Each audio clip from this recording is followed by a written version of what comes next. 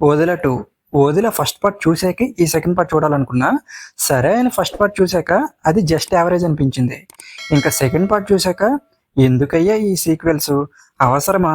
ఒక అరుంధతి, ఒక అఖండ, ఈ 2 మూవీస్ని కలిపి లో క్వాలిటీలో చూస్తే ఎలా ఉంటుందో అలా ఉంది ఈ movie. Hello all, welcome to my channel nomadic cinema. First పార్ట్లో తిరుపతిని తన వైఫ్ తల నరికి జైలుకి వెళ్తుంది. తర్వాత ఆ బాడీని ఆ ఊరి వాళ్ళు సమాధి చేస్తారు.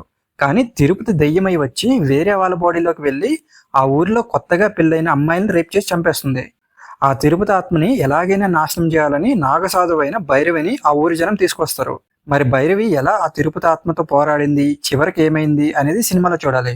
సినిమా స్టార్ట్ అవ్వడం బాగానే స్టార్ట్ అయింది. ఒక 20 మినిట్స్ వరకు చాలా ఇంట్రెస్టింగ్ గా ఉంటుంది. కానీ దాని తర్వాత నుంచి ఎక్కడా కూడా ఇంట్రెస్టింగ్ గా లేదు. పైగా చాలా ప్రెడిక్టబుల్ గా ఉంటది. ఫస్ట్ హాఫ్ చూస్తున్నంతసేపు అరుంధతి మూవీని లో క్వాలిటీలో చూస్తున్న ఫీల్ అయితే వచ్చింది. ఫస్ట్ హాఫ్ ని ఎక్కువగా హర్రర్ బ్యాక్ డ్రాప్ లో తీసుంటే బాగుండేది. హర్రర్ ఎలిమెంట్స్ ఎక్కువగా పెట్టి భయపెట్టుంటే ఫస్ట్ హాఫ్ వరకైనా సాటిస్ఫై అయ్యేవాళ్ళం. ఇంక ఇంటర్వెల్ దగ్గర భైరవి క్యారెక్టర్ ఎంటర్ అవుద్ది, అదే తమన్నా క్యారెక్టర్. పైగా అఖండ మూవీలో లాగా తనకి ఒక ఎలివేషన్ ఫైట్ ఉంటది. ఇంకా సెకండ్ హాఫ్ మొత్తం ఒకటే రోత. అసలు తమన్నాని ఆ క్యారెక్టర్ కి ఎందుకు సెలెక్ట్ చేశారో మరి, పెద్ద సినిమాలో ప్రొజెక్ట్ చేద్దాం అనుకున్నారో ఏమో మరి, అదే మిస్ఫైర్ అయింది. సెకండ్ హాఫ్ అయితే చాలా దారుణంగా ఉంది. ఎక్కడా ఒక్క హై ఇచ్చే మూమెంట్ కూడా లేదు.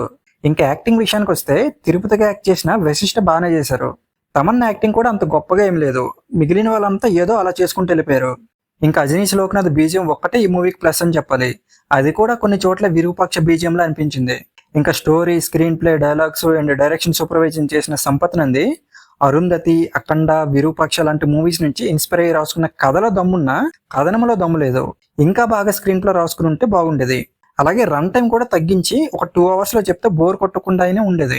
ఇంకా ఓవరాల్ గా మూవీ గురించి చెప్పాలంటే ఓదెల 1 నచ్చిన వాళ్ళు ఎక్కువ ఎక్స్పెక్టేషన్స్ పెట్టుకుని వెళ్తే ఖచ్చితంగా డిసప్పాయింట్ అవుతారు.